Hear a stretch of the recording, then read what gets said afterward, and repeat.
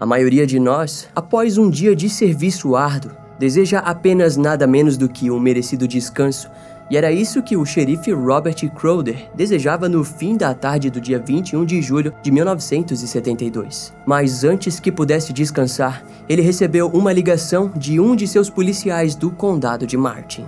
Ao atender, a primeira coisa que ele ouviu do policial do outro lado da linha foi: "Eu fiz uma coisa muito tola. Você vai ficar bravo comigo." Robert soube que a partir daquele instante, o seu descanso teria que esperar. Ao ser questionado sobre o que havia feito, o policial disse que havia exagerado em um trabalho. De acordo com o policial, ele havia decidido dar uma lição em duas garotas que estavam pedindo carona de desconhecidos. Em seguida, ele explicou que havia as deixado sozinhas por 2 horas na área pantanosa da ilha de Hutchinson, na Flórida, mas que ao voltar, elas haviam simplesmente desaparecido. Daquele modo, o xerife pediu para que o tenente Melvin Waldron o acompanhasse e juntos partiram para a estrada estadual da Flórida A1A. Quando finalmente se aproximaram da ilha Hutchinson, logo observaram uma adolescente desesperada e amordaçada tentando nadar em um rio próximo. Ao reduzirem e estacionar, eles viram a mesma garota subir pela margem do rio com as roupas totalmente rasgadas. Ela parecia desesperada enquanto suplicava pela atenção dos dois, que ao se aproximarem e retirarem a mordaça de sua boca, passaram a ouvir a história bizarra que o xerife já tinha conhecimento. Ela se identificou como Nancy e estava visivelmente abalada. Em meio a gaguejos, ela relatou que sua outra amiga estava perdida em algum lugar da mata próxima.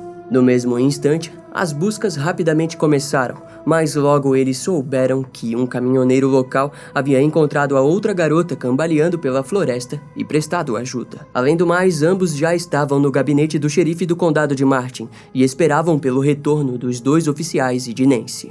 Lá, elas descreveram detalhadamente o policial que havia feito aquilo com elas. Rapidamente, elas o identificaram como sendo Gerard John Schaefer Jr. e assim o trouxeram para explicações. O xerife sabia que estava com um problemão em mãos e que provavelmente Gerard não havia feito aquilo por puro capricho. Se tratava de algo a mais, algo que faria dele um homem extremamente perigoso, e esse é só o começo da história. Então já deixa o like nesse vídeo e ativa o sininho de notificações que eu te conto tudo.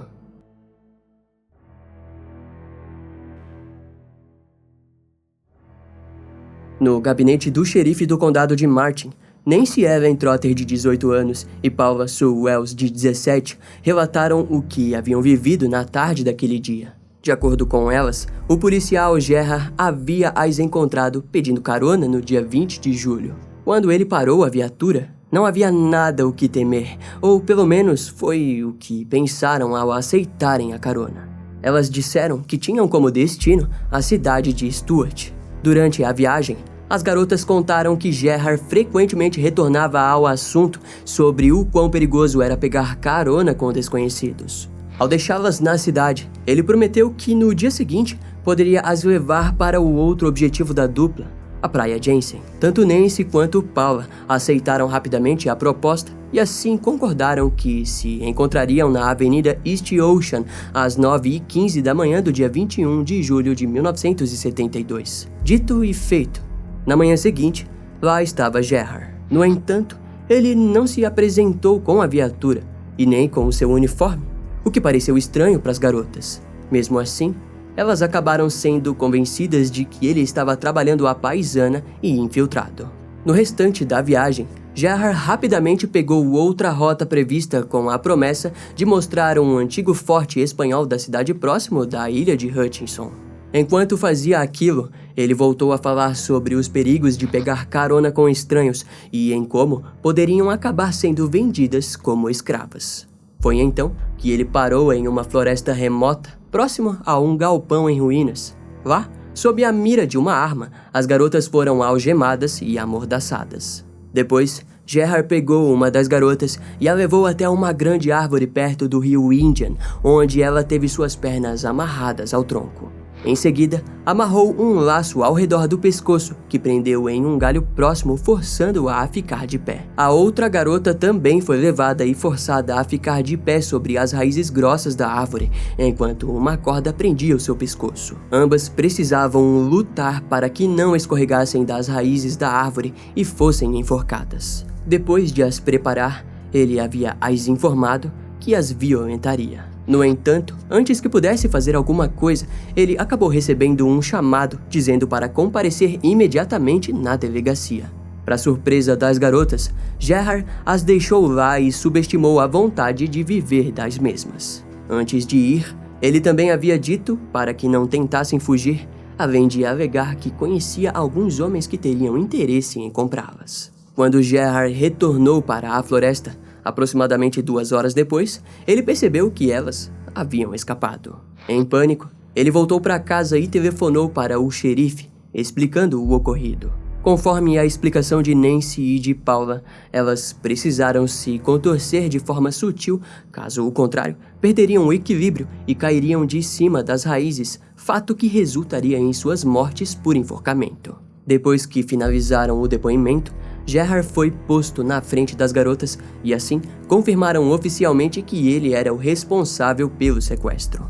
Curiosamente, ele insistiu na ideia de que havia simplesmente exagerado ao demonstrar os perigos que existia ao pegarem carona com o desconhecido. Sua história, no entanto, não foi vista como verdadeira. No mesmo dia, Gerard foi demitido e o xerife Robert Crowder apresentou acusações de cárcere privado e agressão contra o ex-policial. Foi então que, após 2 semanas preso, Gerard pagou a sua fiança de $15.000 e pôde esperar pelo julgamento em liberdade. A sua presença no tribunal foi exigida para novembro de 1972, onde enfrentaria 2 acusações de agressão e 2 de cárcere privado. Enquanto o dia do julgamento não chegava, ele viveu com sua esposa na cidade de Stuart. Ao que parece, tanto sua esposa quanto seus sogros acreditavam na história pouco provável de que ele havia apenas tentado ensinar uma lição. Posteriormente, os mesmos familiares explicariam para as autoridades que não notaram nenhuma mudança na personalidade de Gerard depois daquele acontecimento.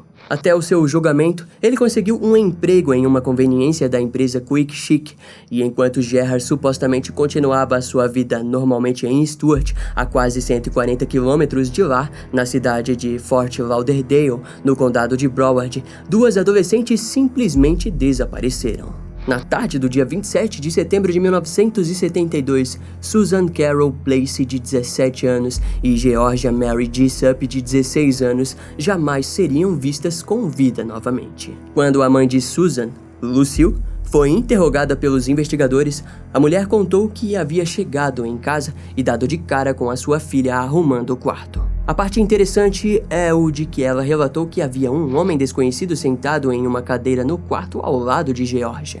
Foi então que Susan disse: "Estou limpando meu quarto. A propósito, este é Jerry Shepard."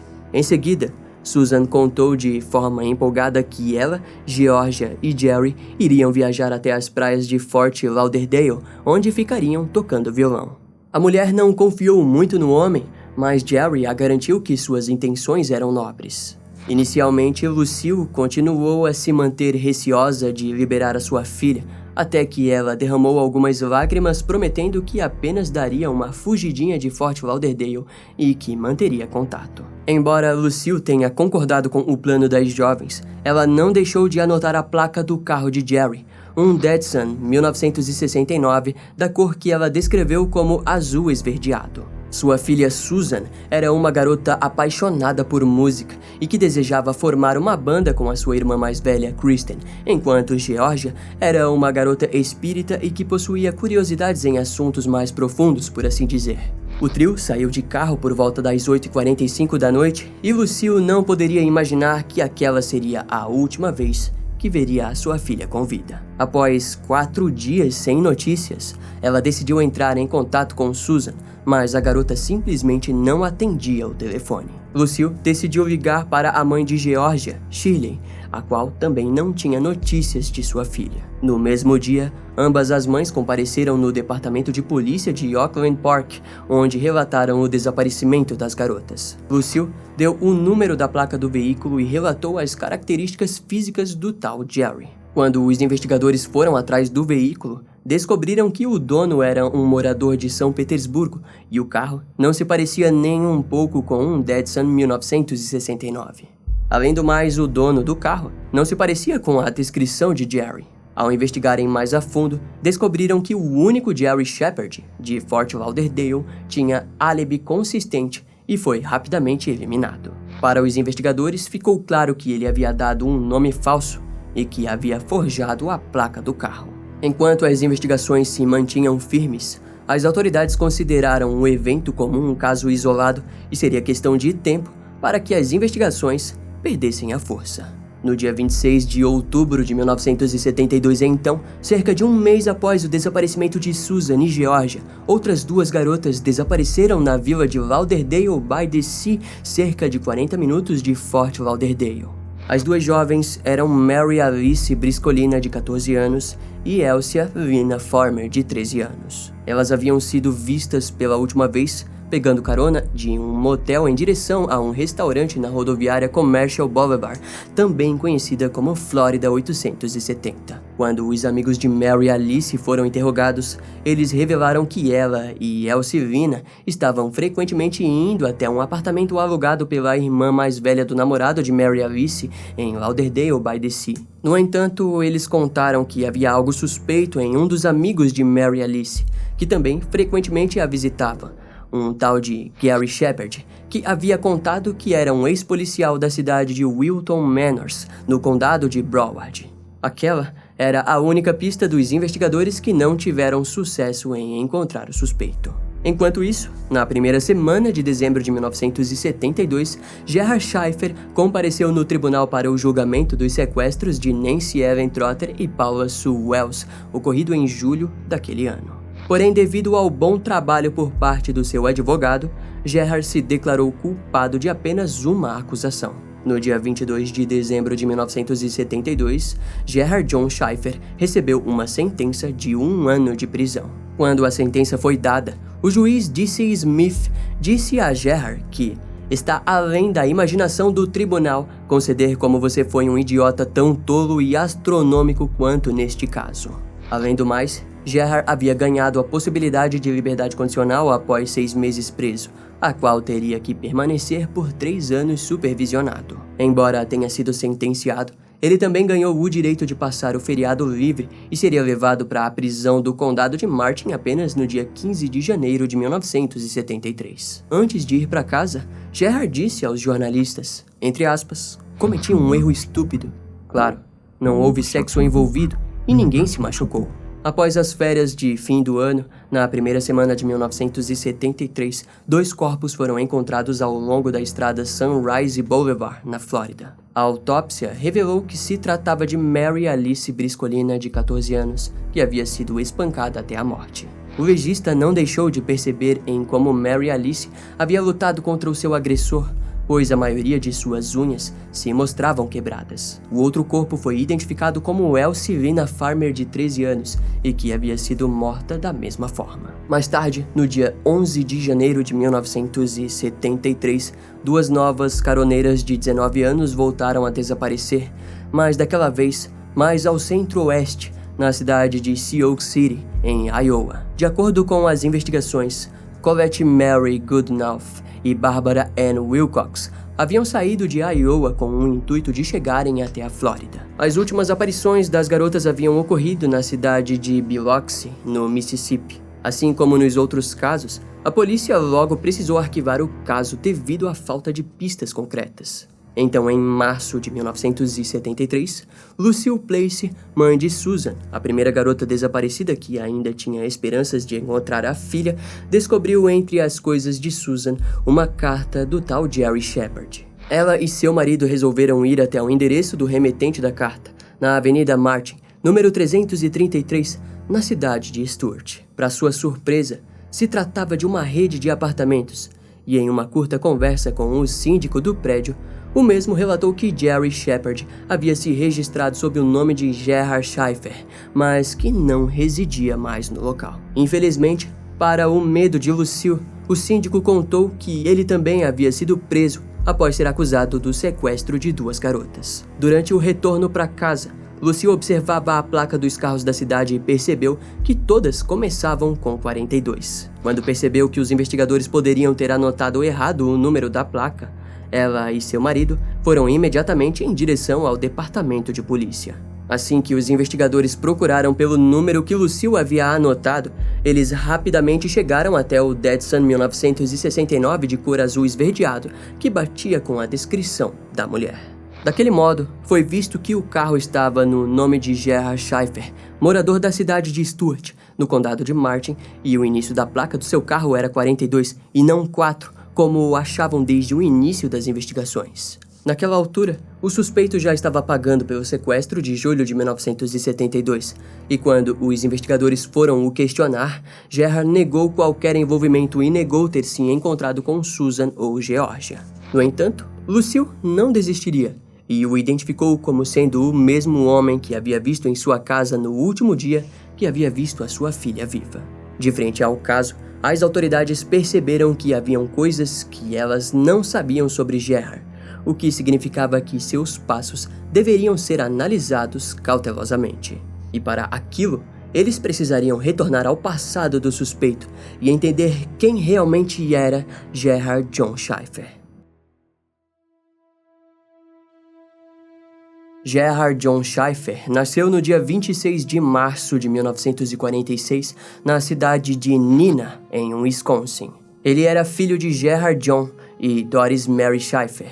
Da sua infância, o próprio Gerhard disse que foi uma fase conturbada. Ele dizia que era o filho ilegítimo, pois havia nascido de um casamento indesejado. Segundo Gerhard, seu pai era um homem alcoólatra e que não sabia fazer outra coisa senão o ofender e trair a sua mãe. Além do mais, seu trabalho como carteiro fazia com que ele permanecesse na maior parte do tempo longe de sua família. E quando estava em casa, o pai parecia dar mais atenção à irmã e irmão mais novo de Gerhard, atitude que gerou no garoto um certo ressentimento. No entanto, Gerhard era próximo à sua mãe, Doris Mary, que o protegia de tudo. Durante sua fase de crescimento, Gerhard demonstrou interesse pelo sobrevivencialismo e, na adolescência, passou a colecionar armas e praticar coisas como caça e pesca. Aquele tipo de coisa acabou o unindo ao seu pai, mas estavam longe de possuírem um relacionamento saudável. Seus familiares relataram que Gerhard era como um garoto da natureza e que, no decorrer da sua juventude, passou a ter interesse em se tornar um guarda florestal. No ano de 1960, Gerhard e sua família se mudaram para a cidade de Fort Lauderdale, na Flórida, onde ele passou a demonstrar interesse em o que podemos chamar de experimentos bondage. Entre aspas, eu me amarrava em uma árvore, ficava excitado sexualmente e fazia algo para me machucar. Descobri calcinhas femininas, e às vezes eu as usava. Eu queria me machucar, disse Gerhard ao psiquiatra Dr. Mordecai Heber. Naquele período, ele também começou a fantasiar atos violentos como machucar mulheres. De acordo com o próprio, ele chegou a desejar ser uma menina, pois o seu pai favorecia apenas a sua irmã e o tratava com desprezo. Gerhard parecia de todo modo tentar agradar o seu pai, fato que começou a desenvolver em sua mente uma visão deturpada das mulheres, algo parecido com inveja. Ao mesmo tempo, ele começou a desenvolver desejos sexuais pelas mulheres, o que entrou em conflito com a sua visão mórbida. Entre aspas, eu não consigo me lembrar dele sendo amigo de nenhum dos caras. Ele estava sempre do lado de fora olhando para dentro. Na verdade, a única coisa que eu realmente lembro é que eu sempre tive que enfiar a saia debaixo das pernas porque ele praticamente ficava de cabeça para baixo para olhar a saia de uma garota, disse Barbara Krolik, ex-colega de classe de Gerhard. No entanto, em seu período escolar, Gerhard também foi visto como um aluno promissor. De acordo com os registros escolares, Gerhard foi membro do time de futebol durante o 2º e 3º ano e também era conhecido pelos alunos por ser um habilidoso jogador de golfe. Em junho de 1964, Gerhard se formou no Colégio Santo Tomás de Aquino e depois arranjou o seu primeiro emprego como guia de pesca. No mesmo ano, se matriculou na Faculdade Comunitária de Broward, onde desejava se tornar professor. Gerhard possuía um interesse incomum em conseguir fazer com que os seus futuros alunos se tornassem indivíduos com fortes valores americanos enraizados. No ano de 1966, ele começou a se consultar com um psiquiatra, pois achava que seus desvios sexuais o prejudicavam. No entanto, as consultas não forneceram a ele o alívio que desejava. Naquele mesmo ano, ele começou a frequentar a Igreja Católica, onde Gerhard acreditava que o sacerdócio funcionava como um chamado pessoal. Mas a igreja acabou o afastando e, de acordo com Gerhard, eles disseram que eu não tinha fé suficiente. Aquilo gerou raiva nele, o fazendo renunciar de sua fé.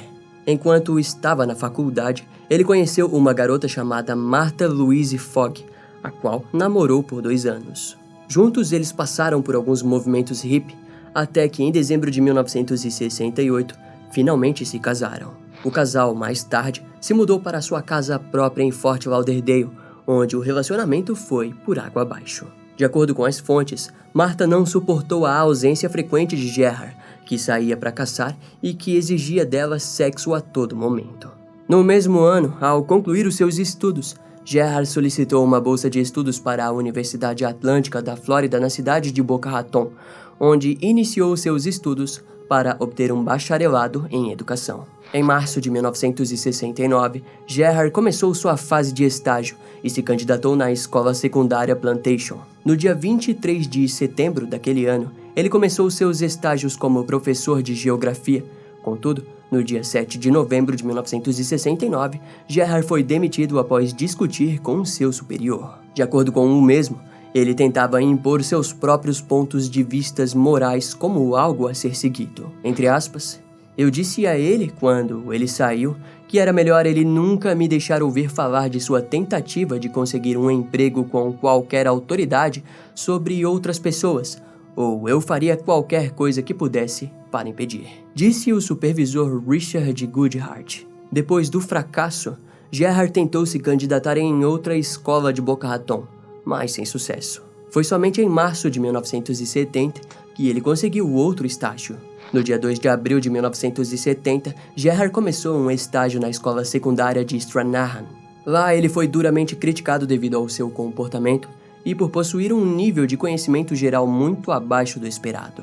No dia 2 de maio de 1970, Gerhard e sua esposa se divorciaram após a mesma relatar que o seu marido era extremamente cruel. 7 semanas depois, Gerhard foi considerado inadequado e foi demitido formalmente no dia 19 de maio. Aqueles 2 fracassos seguidos fizeram com que ele viajasse para o norte da África, onde permaneceu até voltar com um novo foco. Ao retornar, ele tentou se candidatar em vários departamentos de polícia da Flórida, onde foi rejeitado em quase todos. Foi somente no pequeno departamento de polícia de Wilton Manors que Gerhard conseguiu uma vaga. Em sua ficha, ele mentiu ao contar que havia participado como assistente de pesquisa na Universidade Atlântica da Flórida. Na época, o seu histórico não foi verificado, e assim, suas demissões não foram vistas. Em janeiro de 1971, Gerhard conheceu Teresa Jean, uma secretária de 19 anos, com a qual casaria no dia 11 de setembro de 1971.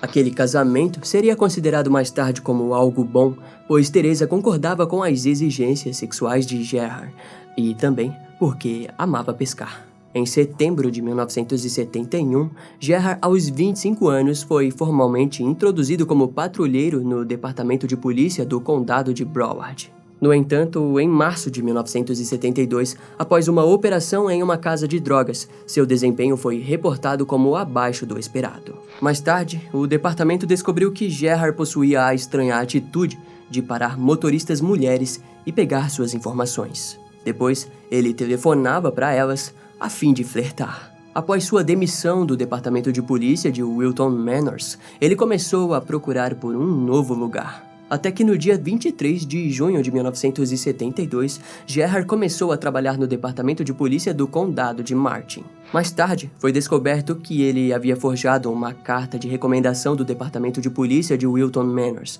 e só por aquele motivo conseguiu entrar. Uma falha no sistema geraria um futuro doentio e injusto para as pessoas que deveriam ser protegidas. Na época, é dito que apenas a sua ficha criminal foi analisada, a qual estava em branco. Pouco tempo depois, em julho de 1972, Gerhard sequestrou Nancy Ellen Trotter e Paula Sue Wells.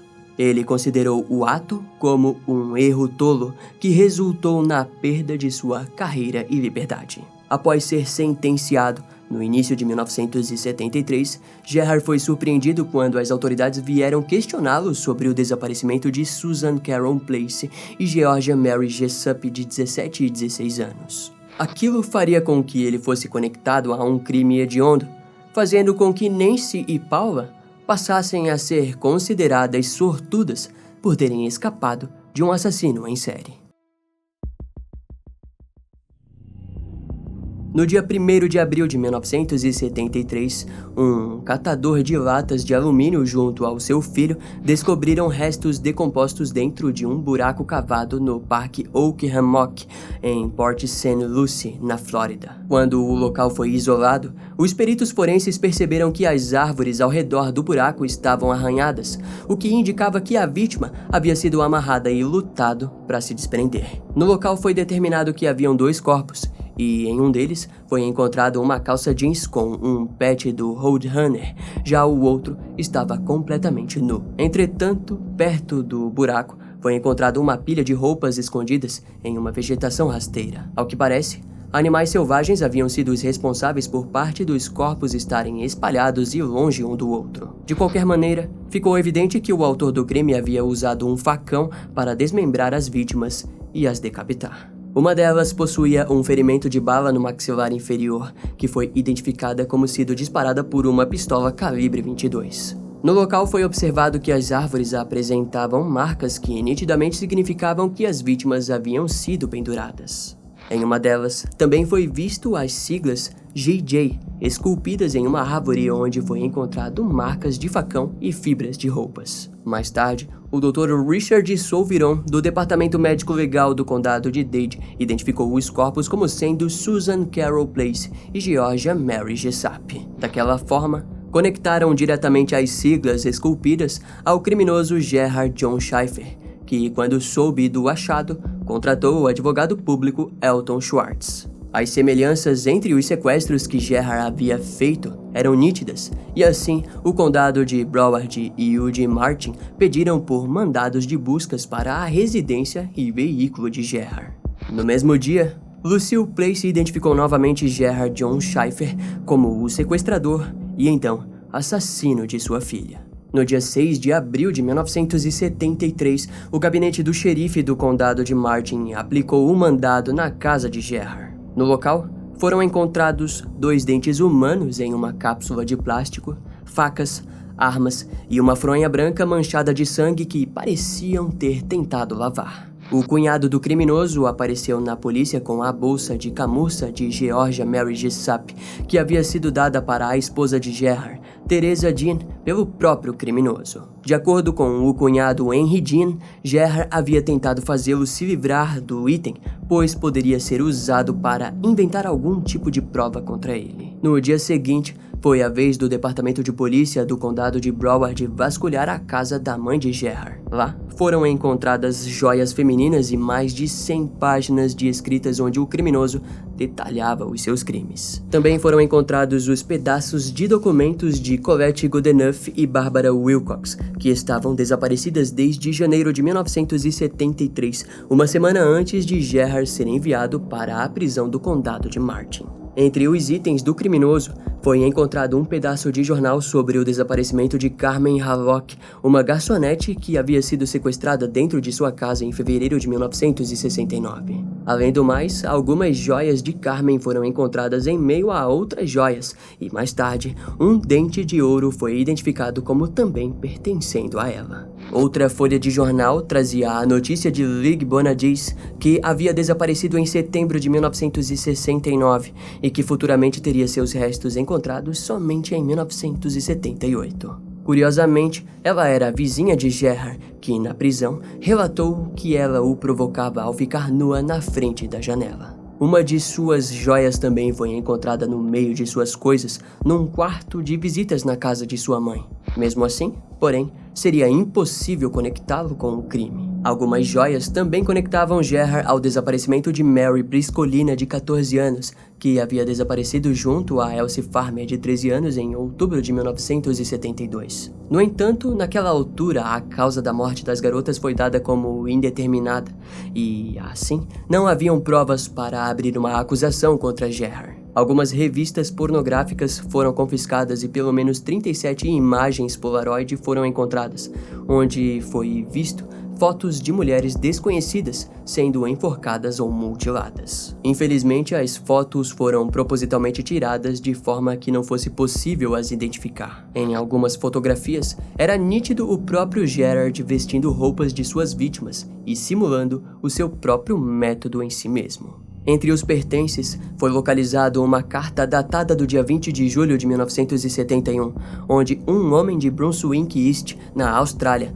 havia enviado fotos de um massacre em uma aldeia no deserto do Saara. As fotos continham imagens de mulheres brutalmente mutiladas. No dia 12 de maio de 1973, os investigadores reuniram as provas coletadas e tinham em mãos pelo menos 9 assassinatos e desaparecimentos não resolvidos entre 1969 e 1973. No mesmo período, foi anunciada uma lista de 28 vítimas, mas que com o tempo se provaria incerta. A lista gerou comoção e foi respondida pelo investigador-chefe Len Brumley, que disse que, em termos de bizarrice, o caso era o maior em que já havia trabalhado. Daquele modo, no dia 18 de maio de 1973, Gerard foi acusado pelo duplo assassinato de Susan Carol Place e Georgia Mary Jessup, assassinadas em setembro de 1972, os únicos casos da lista que realmente haviam provas fortes contra o criminoso.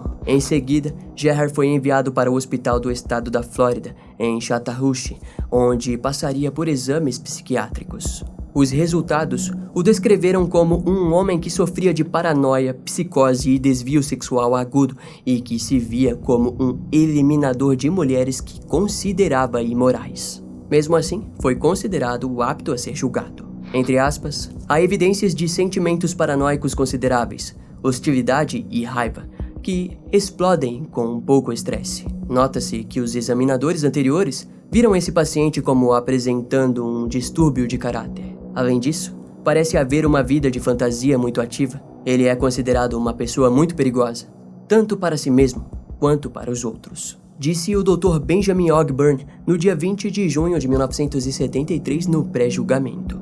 Em 17 de setembro de 1973, o julgamento se iniciou no condado de St. Lucie pelo juiz Cyril Pfeiffer Trowbridge. A promotoria buscou pela prisão perpétua, pois a Suprema Corte da Flórida havia recém-declarado a pena de morte inconstitucional. Ao longo do julgamento, Gerard declarou inúmeras vezes que era inocente, mas estranhamente se mostrava indiferente com as provas acusatórias. Durante o depoimento das testemunhas, e até mesmo antes de entrar para o julgamento, Gerard havia sido visto sorrindo inúmeras vezes, indicando um alto nível de sadismo. Entre as provas apresentadas, foi mostrado um vídeo onde Nancy Ellen Trotter, que havia sido sequestrada em julho de 1972, demonstrava como havia sido amarrada pelo criminoso. Também foi mostrado ao júri os galhos das árvores nas quais as vítimas foram amarradas, a fim de demonstrar um nítido desgaste no galho, que indicava que elas haviam ficado um tempo enorme presas antes de serem mortas. As fibras de roupas encontradas foram apresentadas, que o conectavam diretamente ao crime. Ao fim, no dia 4 de outubro de 1973, Gerard John Schaeffer foi condenado e sentenciado a 2 penas de prisão perpétua. Suas últimas palavras no tribunal foram: "Esse é o jogo dos dados. Tive uma boa defesa. Sou inocente." Lucille Place, ao sair do tribunal, disse aos jornalistas que achava que desejava o ver morto, mas saber que vai permanecer o resto da vida sozinho a alegra mais.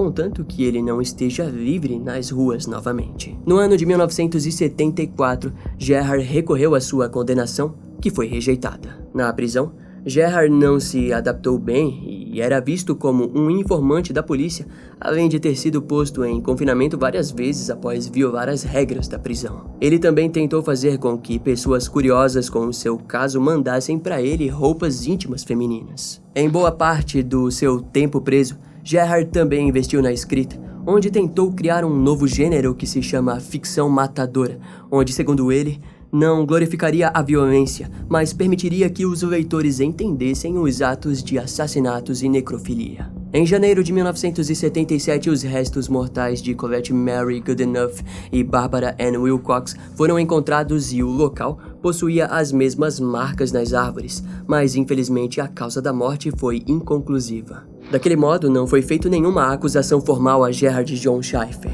No dia 18 de janeiro de 1982, Gerhard também foi retirado da lista de suspeitos no desaparecimento de Meredith Evan Maverick e Karen Lynn Farrell.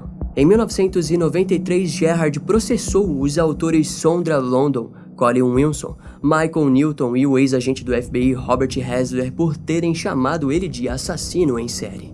Mas, obviamente, o processo não deu em nada. Sondra London havia publicado uma coletânea de contos coletados por ela em entrevista com Gerhard. Os livros podem ser encontrados na Amazon e se chamam Killer Fiction e Beyond Killer Fiction. O link para comprar eles está aqui no comentário fixado. A polícia e os promotores responsáveis pelo caso viram o conteúdo dos livros como um relato dos crimes que Gerhard havia cometido. Contudo, Sondra alegou que não se tratava de nada ligado aos crimes reais. Mais tarde, Gerhard enviou uma carta a um dos seus advogados, onde admitiu que uma história relatava exatamente o que havia acontecido com Mary Alice Briscolina e Elsie Lina Farmer. Informação que nos gera repulsa, já que não havia sido possível conectá-lo àqueles assassinatos. E vale lembrar que apenas a confissão de um criminoso não é o bastante para acusá-lo. De qualquer maneira, Gerhard não gostou do uso de seus escritos por Sondra London e passou anos a ameaçando de morte.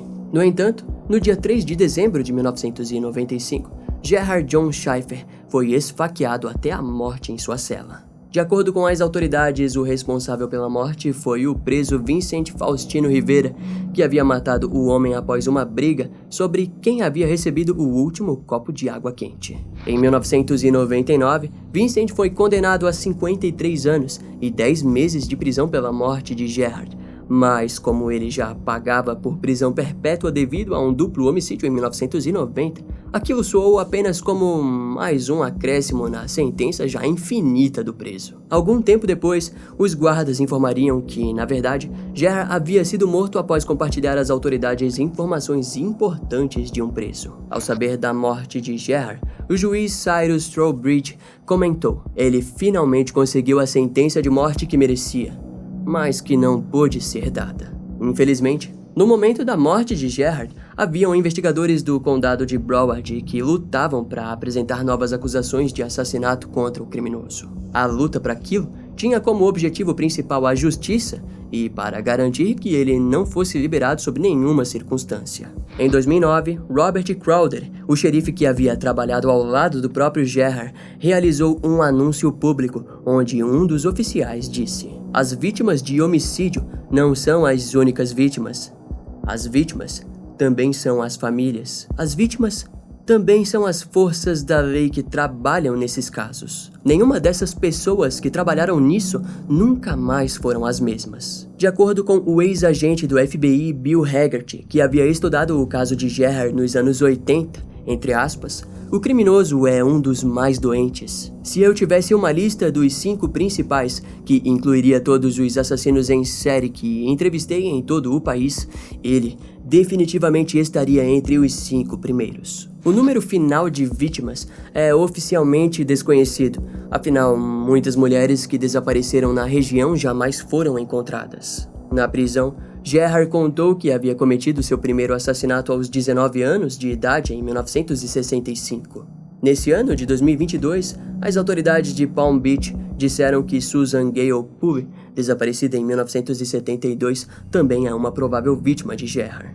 Kate Hommel, autor do livro The Devil Tree, um livro baseado nos crimes de Gerard, disse algo que nos faz refletir sobre a monstruosidade dos seus atos. Entre aspas, em comparação com Ted Bundy, Gerard fazia Ted parecer um escoteiro. Muito obrigado por ter chegado até o final desse vídeo, eu espero que você tenha gostado. Não esquece de deixar um comentário aqui embaixo, como de costume, aquele comentário gigante dando a sua opinião sobre o caso. Se você quiser assistir os vídeos que ainda não foram pro ar, mas que já foram produzidos, é muito simples, você se torna membro do canal clicando aqui embaixo em Seja Membro. E se você quiser continuar assistindo a minha série de casos criminais, é só clicar no primeiro link da descrição para maratonar a minha playlist. Eu vou ficando por aqui, até a próxima e tchau!